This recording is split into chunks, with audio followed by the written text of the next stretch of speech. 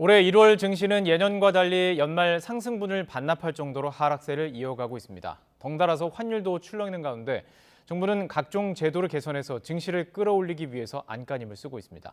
이인철 참 좋은 경제연구소장과 함께 진단해 보겠습니다. 안녕하십니까? 자, 보통 1월 증시 보통은 좀 호황이었던 경우들이 많았어요. 그런데 정말 이례적이라고 봐야 될까요? 정말 지금 부진을 면치 못하고 있는 건데 어떻게 분석하고 계십니까? 맞습니다. 한 1990년대 이후로 보통 통상 1월은 1월 효과라고 해서 이게 대부분의 이제 경제 전망이 지난해보다는 좋겠죠라는 전망, 그리고 주식시장도 장밋빛 전망이 있기 때문에 통상 한 3% 내외로 올랐어요. 예. 근데 지금 다소 불안했던 게 지난 연말에 너무 많이 올랐거든요. 예. 금리 인하 기대감, 미국의 조기 금리 인하 기대감을 반영하면서 미증시뿐 아니라 산타 랠리를 만끽했고, 네. 그리고 1월 들어서는 국가별로 조금은 차별화되는 양상을 보이고 있습니다. 네. 미국이나 일본은 좋아요. 여전히 좋습니다. 예. 근데 이제 한국 증시만 오를 때 다시 다 잘 많이 못 오르고 또 예. 내릴 때는 더 큰 폭으로 조정을 받는 양상이 또 나타나고 있는데, 네. 특히 지난 주말 뉴욕 증시는 정말 대형지주지 S&P 500 지수가 사상 최고가를 갈아치웠습니다. 네. 미국의 대형 기업 500개 주가에 500대 기업의 이제 가중 평균한 기업들의 이제 주가가 4,800선을 돌파했는데 네. 2년 만에 사상 최고치를 갈아치웠고요. 예. 미증시 사상 최고치 경신의 1등 공신이 누구냐? 한마디로 하면 AI입니다. AI. 인공지능. 예. 인공지능. 인공지능 이 칩을 만드는 반도체 칩을 만드는 필라델피아 반도체 업종 지수가 사상 최고치를 갈아치웠습니다. 예. 4% 넘게 올랐거든요. 특히 그동안 지난해 이제 뉴욕 증시 상승한 주도한 업종들을 종목군을 뽑으라고 하면 이제 매그니피센트 세븐이라고 해서 매그니피센트라는 건 웅장한 장엄이라는 뜻인데 영화 제목도 있었어요. 맞습니다. 기억합니다. 1960년대 황야의 7인. 예. 권총잡이 7인처럼 미증시 상승을 주도했던 기술주가 지난해 대형주유지 S&P 500 지수 24% 상승을 견인했어요. 네. 근데 연초에 뚜껑을 열어보니 이 7개 가운데 애플, 마이크로소프트, 아마존, 알파벳, 엔비디아, 테슬라, 메타로 구성되어 있거든요. 네. 이들 대부분의 종목들이 다 AI. 예. 다 대부분 다 신고가를 경신하고 있는 겁니다. 예. 특히 지금 그 엔비디아라는 지수 유명하죠. 그래픽 칩 예. 제조업체이면서 AI용 인공지능용 그래픽 칩을 거의 독점 공급하고 있는데 여기가 지금 전 세계 시가총액 애플과 마이크로소프트가 1, 2위 다투고 있고요. 네. 아마존이 3위, 그리고 엔비디아가 4위인데 굉장히 빠른 속도로 지금 시가총액을 불려가고 있습니다. 그렇군요. 그러다 보니까 사실 연초에 뉴욕 증시도 조정을 받지 않은 건 아니에요. 예. 사흘 정도 떨어졌어요. 네. 왜냐하면 미국의 경제 지표가 너무 좋으니 미국 연준의 금리 좀 인하 기대감이 조금씩 밀리다 보니까 네. 후퇴하면서 지금 미국의 채권 금리가 올랐고요. 예. 여기에다가 중동의 지정학적 위기감이 고조되다 보니까 연초에 다시 주춤했는데 네. 이 불을 붙인 게 뭐냐? 라스베가스에서 열렸던 가전 박람회입니다. CS. 모든 AI는 사물과 연결되더라. 네.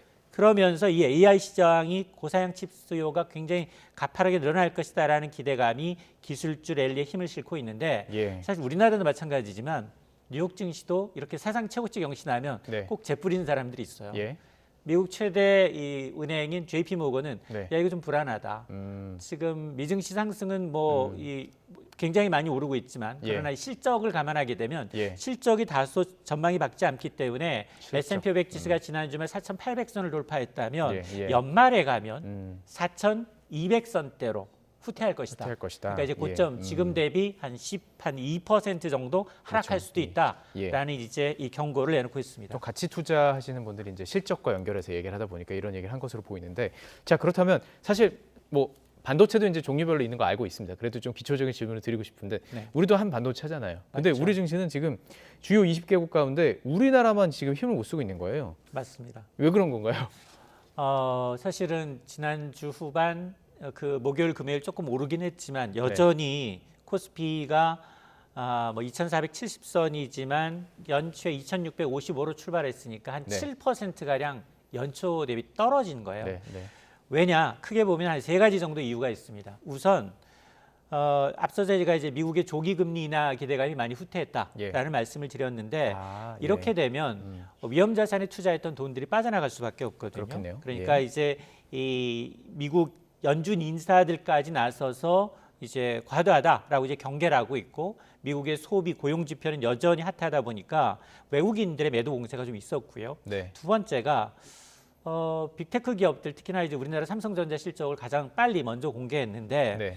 실적이 다소 부진해요. 물론 예. 이건 뭐 가이던스이기 때문에 예. 월말이 돼야지 실질적인 집계가 됩니다만 지난해 4분기에 반도체 업황 개선으로 조금은 영업이익이 그래도 한 4조 원대, 3, 4조 원대 넘지 않겠느냐라는 기대감이 있었는데 예. 뚜껑을 열어보니 한 2조, 한 4천억 원대. 4천. 예. 그리고 반도체는 아직도 적자라는 겁니다. 자, 그러다 보니까 이 업황 회복이 예상보다 좀 더딘 게 아니냐라는 거고요. 예. 이렇게 실적 부진에다 환율까지 좀 요동치니까 기관 투자자들이 무시 못할 정도로 연체 많이 팔았어요. 네. 올해 거의 한 7조 원 넘게 주식을 내다 팔았는데 반도체만 절반이 넘습니다. 예. 여기다 세 번째는 중국의 경제 지표도 좋지 않습니다. 중국 경기도 부진해요. 예. 지난해는 5% 넘게 성장을 했습니다. 그럼에도 불구하고 지금 부동산 경기, 특히나 중국 경제 4분의 1은 부동산이거든요. 예.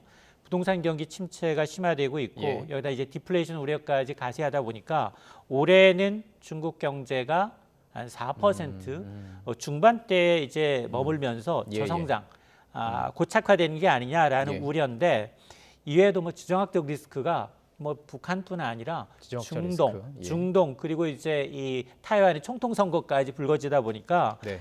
점점 더 이제 호재보다는 악재 속으로 좀 빠져들고 있는 양상입니다. 그렇군요. 자, 환율은 왜 이렇게 그럼 출렁이는 거? 물론 이제 연결이 되는 것도 사실이고 지금 말씀해주신 흐름으로 볼 때는 아무래도 달러를 찾는 수요가 많을 것 같긴 합니다. 맞습니다. 예. 달러가 초강세예요. 달러 특히나 이제 환율의 어떤 벤치마크 역할을 하는 게 미국의 10년물 금리거든요. 지난해 말에 한 10년물 금리가 3.86%까지 떨어졌어요. 예. 근데 지금 이번 주말 4.14%까지 올랐습니다. 그래요. 그러니까 단기간에 너무 많이 올랐어요. 예. 그러니까 이렇게 달러가 강세가 나타나면 당연히 예. 위험 자산으로 분류되는 예. 그리고 이제 이 한국 원화 가치는 떨어질 수밖에 없고 네. 그러다 중국 경기 부진하죠. 네. 그러다 보니까 지금 미국의 이 금리 인하 기대감이 좀 과도했던 것들이 이제 영향을 미치고 있고 여기다 이제 한반도에 대한 이 긴장감 고조가 되고 있다는 것들, 네. 이 대만과 중국 양안 관계의 불안한 것들 이런 것들도 영향을 미치고 있는데. 사실 그 뭐 지난 주말에 이제 서울 외환시장에서 달러당 원달러 환율은 1,339원까지 떨어졌지만 지난 연초에 1,288원이었거든요. 예. 뭐 거의 한 50원 넘게 지금 많이 올랐고 네. 14거래일 가운데 나흘 빼고 열흘째 오르고 있습니다. 예. 자, 그러다 보니까 이게 사실은 미국의 금리라든가 아니면 이제 북한 중동의 지정학적 리스크라든가 이런 것들이 과연 단기간 해소될 사안이냐? 를 놓고 보면 예. 그렇지 않을 수 있거든요. 예. 그 중에 가장 이제 이 크게 주목이 가는 건 미국의 금리 인상 타이밍이에요. 예. 미국 예. 경기가 계속해서 좋으면 미국 예. 국채 달러에 대한 선호도 높아질 수밖에 없거든요. 예. 그러니까 이게 가장 이제 해소돼야 어느 정도 위험 자산에 대한 선호도가 늘어나야 예. 원화 가치도 좀 안정을 찾을 수 있습니다. 자, 그렇다면 이게 참 궁금한데 지금 미국 경기가 지금 호황이라고 말씀해 주셨고 그렇기 때문에 증시도 지금 상승하는 것으로 보이고 많은 뉴스가 미국 증시 요즘 진짜 호황이다라는 얘기 나오고 있습니다. 근데 이해가 안 가는 게 보통 이 글로벌 경제 시장이 같이 호황, 같이 불황 이런데요. 미국만 계속 증시가 좋으면 증시가 아니라 호황이면 경제가 호황이면 금리는 인하하지 않고 다른 국가들에서는 그냥 곡소리 나오는 것이고 미국만 좋고 이거 거시적으로부터 좀 문제가 있는 거 아닌가요? 맞습니다. 예. 이 경기 이제 회복기에는 경기가 이제 나빠서 물가를 잡을 때는 이제 전 세계 중앙은행이 거의 공조하다시피 뭐 2단계 내지 3단계 1% 포인트까지 금리를 올려가면서 시중 유동성을 좀 잡았어요. 그렇죠. 예. 근데 경기 회복은 다 순차적으로 다를 수밖에 없습니다. 네. 유럽이 다르고 일본이 다르고 우리나라와 미국이 다를 수밖에 없는데 예. 미국은 지금 보니까 고금리에도 불구하고 고용과 소비가 너무 탄탄해요. 예. 물론 뭐 주간 실업급여 신청자 수에서 매주 이제 고용 동향이 발표되긴 하지만 그 뭐 변동성은 좀 있지만 그래도 이게 지난주 같은 경우에는 주간 실업급여 신청자 수가 16개월 만에 가장 낮을 정도로 네. 계속 IT 기업들이 해고를 하더라도 서비스업 일자리가 늘고 있어요. 그러면 물가가 오른다 하더라도 계속 이제 좋을 수밖에 없고 특히나 미국은 우리는 뭐 수출의 의존도가 높지만 미국 경제 3분의 1을 차지하는 건 소비거든요. 소매 판매도 좋습니다. 소비의 나라죠. 맞습니다. 12월에도 한 달 전에 비해서 소비가 0.6% 늘었거든요. 예상치 0.4% 웃돌 뿐만 아니라 자동차 같은 경우는 목돈 있을 때 사잖아요. 근데 자동차, 의류 이런 것들을 중심으로 해서 소비가 여전히 강하다라는 거고요. 이러다 보니 지금 실제로 시카고 상품거래소에서 거래되고 있는 이 페드워치를 통한 미국의 금리 인하 전망을 좀 보게 되면 3월에 이제 금리 인하 가능성은 50% 아래로 줄어들었어요. 동결 가능성이 더 높아졌다라는 얘기고요. 그리고 우리가 지난 12월에 연준의 이제 점도표상 예측해 보면 올해 금리 인하 3번 정도였잖아요. 그리고 이르면 3월이었는데 점점 5월 내지 6월 정도로 밀리고 있는 상황이 있거든요. 그래서 앞으로 발표되는 뭐 물가 지표, 또 소매 지표, 고용 지표에 따라서 이게 굉장히 금리 인하 타이밍과 횟수는 굉장히 변동성이 높아질 것으로 보여서 이게 과연 아마 전 세계에 다 영향을 미칠 겁니다. 맞습니다. 왜냐하면 당장 뭐 저만 해도 금리 언제 내리나, 왜냐하면 대출 금리를 갚아야 되니까 그런 생각하게 되기 때문에 우리 기업들도 상당히 지금 기다리고 있는 소식이기도 하고요. 자, 그렇다면 이제 이걸 좀 시선을 좀 옮겨서요, 우리 정책으로 좀 시선을 좀 옮겨보고 싶은데요. 자, 정부가 금융투자소득세를 폐지하고요, 거래세를 쥐어주는 증시 부양책을 내놨습니다. 지금 이런 상황이기 때문에 이렇게 나오는 것도 이유가 있을 것 같은데 효과가 있을까요? 어떻게 전망하세요? 이건 사실은 단기간에 효과가 있다라고 얘기할 수 있는 성격은 아니에요. 정책성 이제 증시 부양 효과는 중장기적으로 나타납니다. 그런데 물론 뭐 취지는 우리나라 자본시장의 도약을 위해서 글로벌 스탠다드에 맞지 않는 규제들을 과감하게 좀 혁파하겠다라는 논리인데요.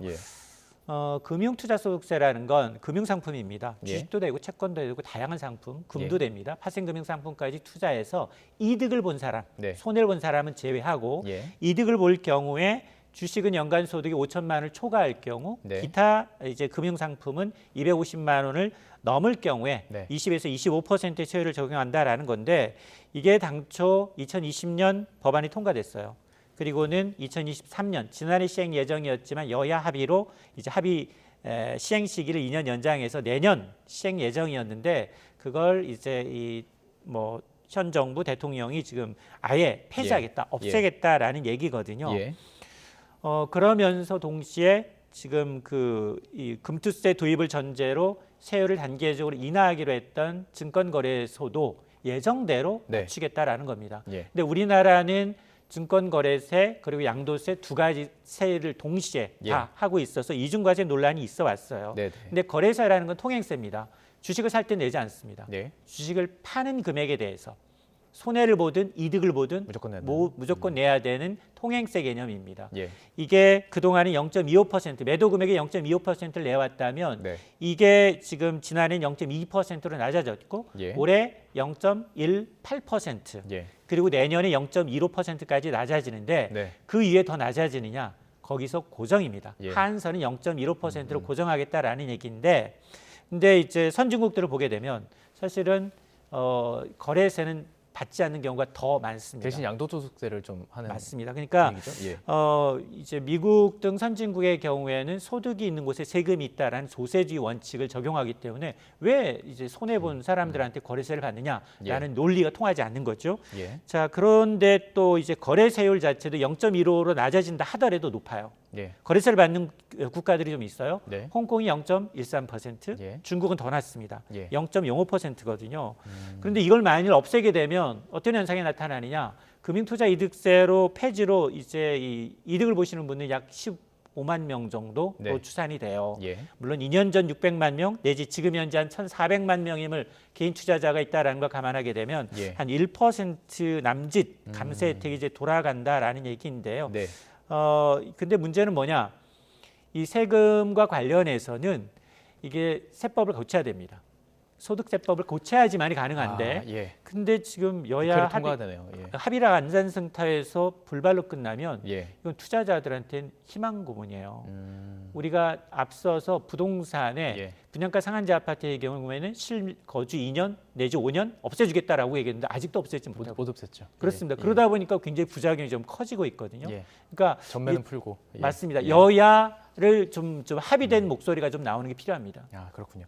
자, 이 부분도 이제 짚어봤고 개인 종합 자산 관리 계좌 ISA 이게 통장을 갖고 있다 보면은 막 써 있잖아요. ISA다, CMA다 그래서 이제 조금 관심 있는 분들 계신데 이게 이제 비과세가 있었는데 그거 한도를 올린 거예요. 이건 맞습니다. 어느 정도 효과가 있는지 궁금합니다. 중장기적으로는 꽤 효과가 있을 거예요. 이게 이제 아마 16년에 도입이 돼서 지금 가입자 수가 지난해 말 11월 기준 아마 한 488만 명, 500만 명 정도가 네. 여기에 한 23조 원, 4조 원 가까운 돈이 지금 들어와 있기 때문에 상당히 이제 절세 측면에서 세계 이제 남아 있는 몇 개 안 되는 절세 통장이 있어요. 비과세 통장. 그렇습니다. 이 ISA 개인종합자산관리 계좌와 연금저축과 IRP를 들 수 있는데 네. 이게 가입 대상과 비과한도를 2배 이상 올리겠다라는 겁니다. 예. 이 ISA라는 건 하나의 계좌로 비과세 상품, 자산, 예적금은 물론이고요. 국내 주식, 펀드, 리츠 다양한 상품을 다 투자할 수 있어서 비과세 혜택도 받고 초과한 거에 대해서는 분리과세되기 때문에 상당히 매력적입니다. 예. 근데 연간 최대 200만 원인 비과세 한도는 400만 원 이상으로 연간 2천만 원에서 최대 1억 원까지 투자할 수 있던 것은 4천 원에서 2억 원 한도로 이제 상향 조정될 것으로 보여서 네. 여기다 특히나 이게 3년 동안 매년 4천만 원 정도 예금만 지금 예금이 사실은 가입해 놓고도 절세 주식 투자하시는 분들이 많은 게 아니라 절반 이상은 예금에 묶어 놓고 있어요. 그럼에도 불구하고 이자 소득세를 내지 않다 보니까 예. 매년 3년 동안 4천만 원씩 이 통장에 예금할 경우에 네. 한 104만 원 정도 세금을 줄일 수 있습니다. 그러니까 상당히 매력적이죠. 예. 여기에다가 이번에 새로 또 특히나 더 추가한 것이 뭐냐? 금융소득 2천만 원 이상 자산가를 대상으로 해서도 네. 이제 국내 투자형 ISA 계좌를 개설하겠다, 신설하겠다라는 거거든요. 예, 예. 그러니까 부자들도 해외 주식에만 투자하지 말고 이런 절세 통장을 통해서 이제 좀 한국에 국내 투자해라. 주식에 투자하라라는 이제 메시지로 해석이 됩니다. 지금 정리를 해보면 그때 이제 얼마 전에 이제 양도소득세 한도에 대해서도 저랑 분석했던 적이 다른 뉴스였지만 같은 우리 YTN에 있는 자 지금 생각을 해보면 해당되는 사람들, 이 혜택을 받는 사람들 입장에서는 돈이 있는 사람들인 거예요. 수익이 있고 투자를 할 수 있는 사람, ISA에 돈을 넣을 수 있는 사람. 자 이런 상황에서 그 사람들에게 혜택이 돌아가는 상황인데 이런 상황에서 상속세 완화를 시사했어요 대통령이. 이거 국민적 공감대를 좀 얻을 수 있을지 여쭤보고 싶네요. 예. 저는 사실은 예. 타이밍이 좀 그렇다. 이거는 사실은 개편해야 되는 당위성이 굉장히 많은 이제 상속세인 건 맞습니다. 네. 그리고 이게 선거라는 걸 빼게 되면 예. 사실 여야 모두 개편의 목소리가 굉장히 높은 게 상속세예요. 우리나라 상속세율은 대기업 최대 주주를 적용하게 되면 60%입니다. 일본의 55%, OECD 평균이 15%니까 4배 이상 높습니다. 강한 건 사실이군요. 맞습니다. 예. 그런데 우리가 삼성 일가가 이제 26조 원 상속받아서 12조 원, 5년 분할 납부가 2021년부터 하고 있어요. 네.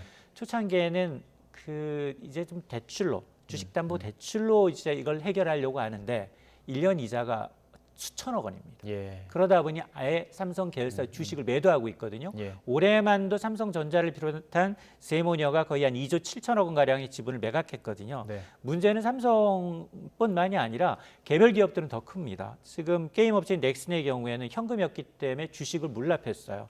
그 물납한 규모가 4조 7천억 원이에요. 네. 정부가 4조 7천억 원 주식 갖고 있으면 뭐예요? 국고로 잡혀 있으니까 그걸 매도해서 현금화해야 되는데 자산은 4조 7천억이 잡혀 있는데 매각이 안 되는 겁니다. 예. 자 이러다 보니까 지금 이 국고인 이제 현금화에 어려움을 겪다 보니까 어떤 얘기가 나오느냐? 예. 우리나라 상속세 체계에서는 한 기업이 3번 상속하면 사라지거나 소멸되거나 국유화된다라는 네. 얘기가 나올 정도이기 때문에 아마 뭐 상속세 체계에 대한 개편의 가능성에 대해서는 누구나 공감을 하고 있는데 왜 예. 하필 이 시점이냐? 왜냐하면 총선도 앞두고 있고 지금까지 나왔던 대주주 예. 양도세 기준 완화라든가 예. 금투세라든가 거래세라든가 대부분이 다 이제 증시와 관련된 그리고 네. 이제 총선과 관련된 이제 민심용이다라는 이제 지적이 나올 수밖에 없어서 예. 사실은 민주당도 당론으로는 반대지만 예. 김병욱 의원은 어떤 이제 상속세 개편에 대해서 어떤 의견을 제시하고 있느냐? 두 가지. 하나는 상속세를 유산 취득세로 전환하자. 이게 만약 상속세라는 건 삼성 일가가 26조 원에 대해서 일가 전체에다 하는 게 아니라 네.